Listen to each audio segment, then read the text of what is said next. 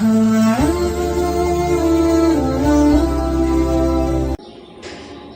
اللہ الرحمن الرحیم۔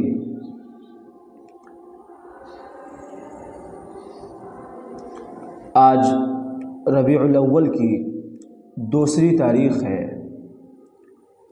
اس ماہ میں ہم جناب محمد الرسول اللہ صلی اللہ علیہ وسلم کی حیات طیبہ، آپ کی زندگی اور آپ کی سیرت کو عام کرنے کی کوشش کرتے ہیں۔ آپ صلی اللہ علیہ وسلم کے پیغام، آپ کے اقوال اور آپ کے افعال کا تذکرہ کرتے ہیں۔ اللہ پاک ہم سب کی ان ٹوٹی پھوٹی خدمتوں کو قبول فرما لے۔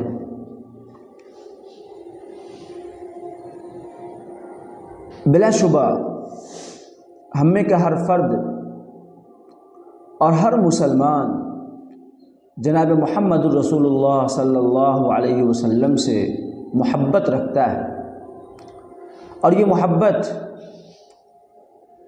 ایمان کا ایک حصہ ہے، ایمان کا ایک جز ہے۔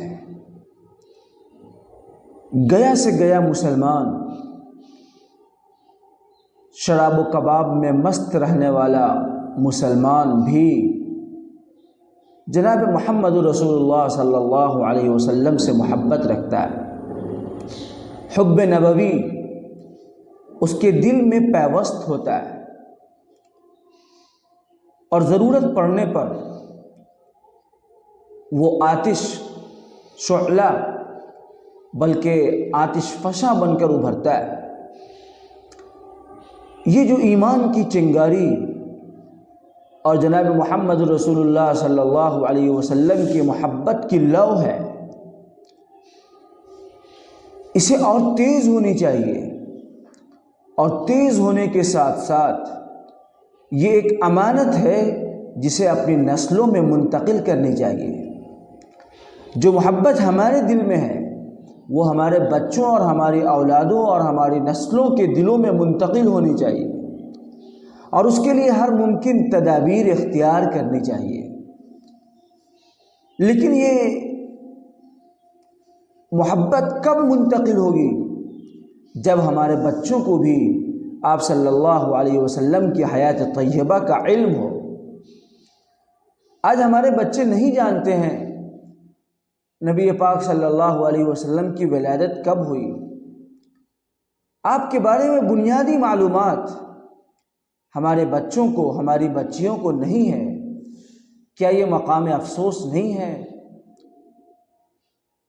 کیا یہ افسوس کی بات نہیں ہے کہ ہمارے بچے اپنے ملک کی تاریخ سے تو وابستہ ہوں اور واقف ہوں، نہرو اور گاندھی کی تاریخ کو جانتے ہوں، اور اپنے ملک کے دیگر لیڈروں کی تاریخ سے واقف ہوں، اور جناب محمد رسول اللہ صلی اللہ علیہ وسلم کی حیات طیبہ سے ادنیٰ واقفیت بھی انہیں نہ ہو؟ میں یہ نہیں کہتا کہ اپنے ملک کی تاریخ سے واقف نہ ہونی چاہیے، ضرور ہو، یہ ضروری چیز ہے، لیکن اس سے زیادہ ضروری یہ ہے کہ ہم جناب محمد رسول اللہ صلی اللہ علیہ وسلم جو ہماری عقیدتوں اور محبتوں کا مرکز ہیں، جو ہمارے ایمان کا حصہ ہے، جو ہمارے سب سے بڑے محسن ہیں، ہم ان کی زندگی سے واقف ہوں، ان کی حیات سے واقف ہوں۔ آپ کے بارے میں بنیادی معلومات ہمیں اور ہماری نسلوں کو حاصل ہو، اس کی فکر کرنی چاہیے۔ کوئی قانون ہمیں اس سے نہیں روکتا کہ ہم آپ کی حیات طیبہ کا مطالعہ نہ کریں۔ آئیے آج ہم رسول اللہ صلی اللہ علیہ وسلم کی زندگی کی بنیادی معلومات حاصل کرتے ہیں۔ جناب محمد رسول اللہ صلی اللہ علیہ وسلم کی پیدائش ربیع الاول کے مہینے میں، راجح قول کے مطابق 9 ربیع الاول کو پیر کے دن مکۃ المکرمہ میں ہوئی۔ آپ صلی اللہ علیہ وسلم کی پیدائش سے 2 ماہ قبل ہی آپ کے والد حضرت عبداللہ کا انتقال ہو چکا تھا۔ آپ کی والدہ کا نام حضرت آمنہ تھا۔ آپ کی پیدائش کے بعد آپ کے دادا عبد المطلب نے آپ کا نام محمد اور آپ کی والدہ حضرت آمنہ نے آپ کا نام احمد رکھا۔ آپ کے دادا کا نام عبد المطلب اور دادی کا نام فاطمہ تھا۔ آپ کی ولادت بسعادت کے بعد چند دنوں تک حضرت آمنہ نے آپ کو دودھ پلایا، پھر باندی صوبیہ نے، اور پھر اس کے بعد قبیلہ بنو سعد کی پاکیزہ خاتون حضرت حلیمہ سعدیہ نے آپ کو دودھ پلایا۔ آپ کی پرورش ہوتی رہی۔ قبیلہ قریش کے ایک معزز خاندان بنو ہاشم میں آپ کی پرورش ہوئی۔ آپ کا یہ خاندان بڑا اعلیٰ، معزز اور شرف والا تھا۔ جب 6 سال کی عمر ہوئی تو آپ کی والدہ حضرت آمنہ کا مدینہ جاتے ہوئے راستے میں ابوا نامی مقام پر انتقال ہو گیا۔ اس وقت آپ کے ساتھ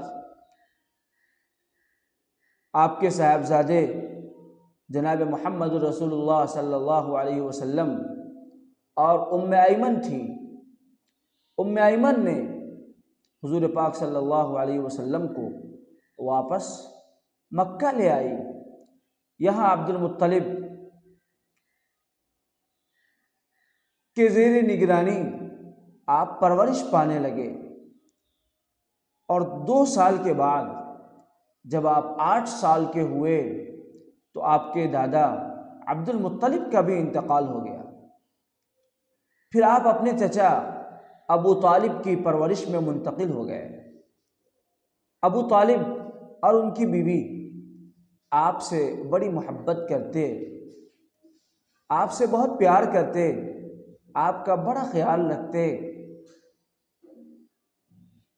جب آپ 12 سال کے ہوئے تو اپنے چچا ابو طالب کے ساتھ شام کی طرف تجارت کی غرض سے نکلے، لیکن راستے میں بحیرہ نامی راہب سے آپ کی ملاقات ہوئی۔ انہوں نے آپ کے اندر علامات نبوت دیکھی اور آپ کو واپس مکہ بھیج دیا گیا۔ اس طرح یہ سفر مکمل نہیں ہو سکا۔ آپ نے اپنی مکے میں ابتدائی عمر میں بکریوں کو بھی چرایا ہے، جانوروں کو چرایا ہے، جس سے آپ کے دلوں کی محبت، نرمی، شفقت اور عاطفت مکمل جھلکتی ہے۔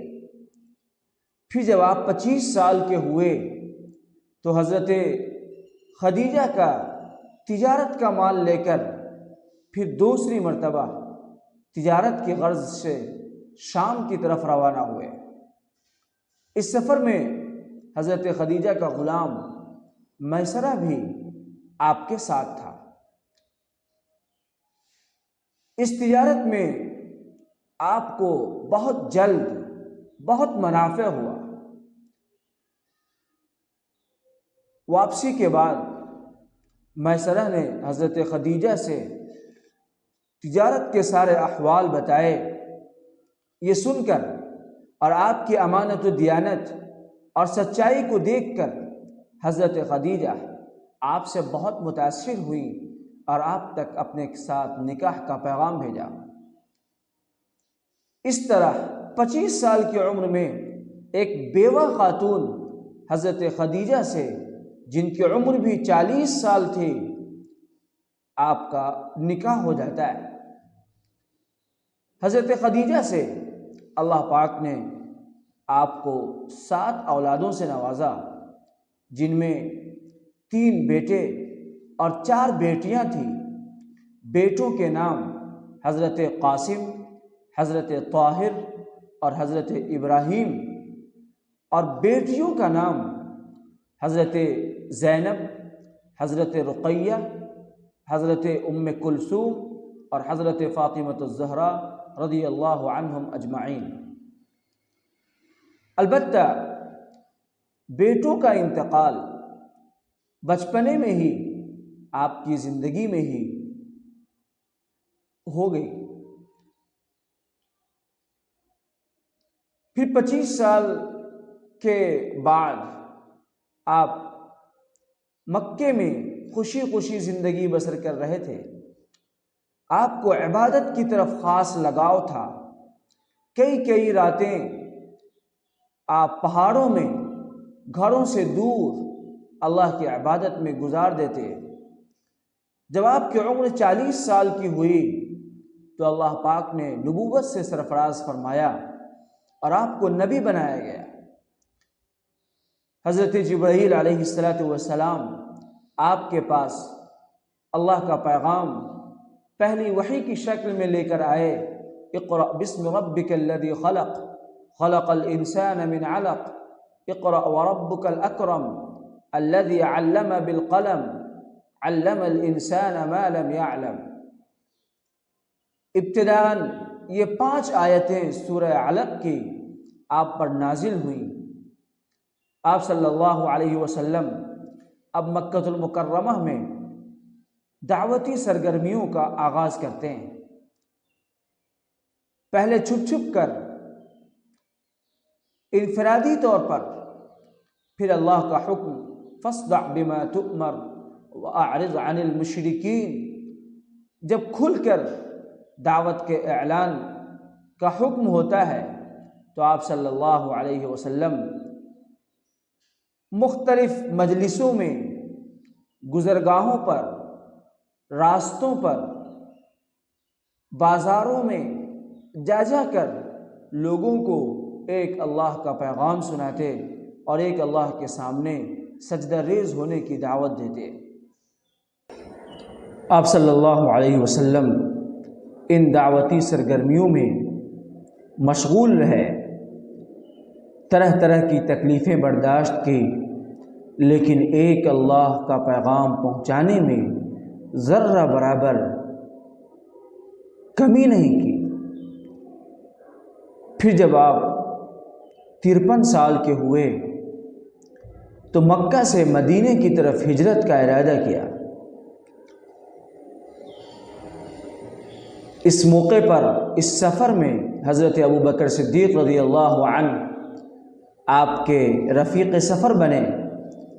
راستے میں غار ثور میں قیام کیا اور مدینۃ المنورہ شاہانہ انداز میں آپ صلی اللہ علیہ وسلم حضرت ابوبکر رضی اللہ عنہ کی رفاقت میں پہنچے۔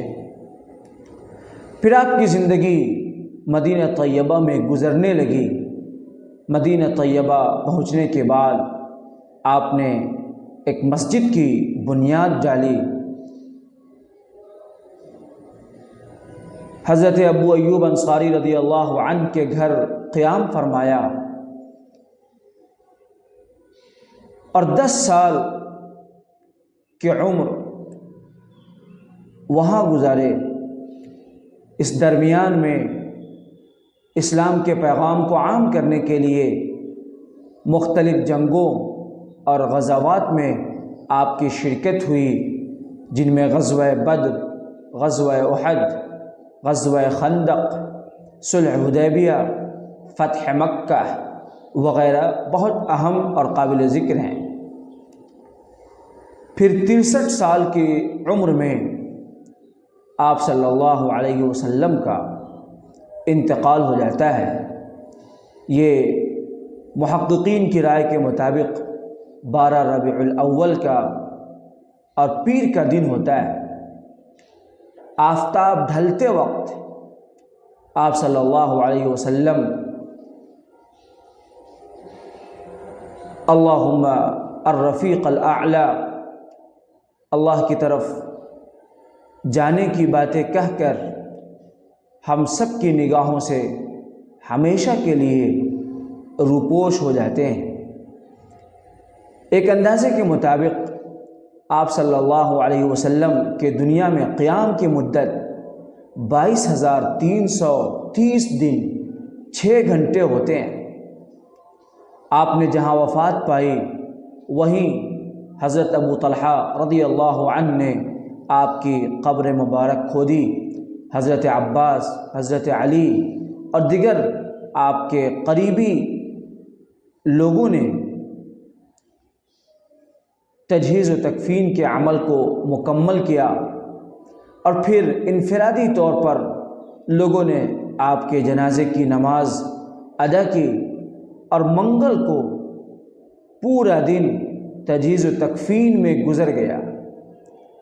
پھر چہارشنبہ کی شب میں آپ کی تدفین ہوئی۔ ہزاروں ہزار درود و سلام ہو جناب محمد رسول اللہ صلی اللہ علیہ وسلم پر اور آپ کے آل و اصحاب پر۔ یہ حضور پاک صلی اللہ علیہ وسلم کی زندگی کا ایک مختصر سوانحی خاکہ ہے۔ مناسب ہے کہ ان بنیادی معلومات کو اپنے بچوں میں منتقل کیا جائے، انہیں یاد کرایا جائے، اور ان کے سینوں میں ان چیزوں کو محفوظ رکھا جائے۔ یہی محبت اور یہی معلومات حضور پاک صلی اللہ علیہ وسلم کی محبت کا ذریعہ بنیں گی۔ اللہ پاک ہم سب کو ان اہم معلومات سے واقف کرائے، ہماری نسلوں کو اس سے واقف کرائے۔ آمین۔ وصلی اللہ علی النبی الکریم۔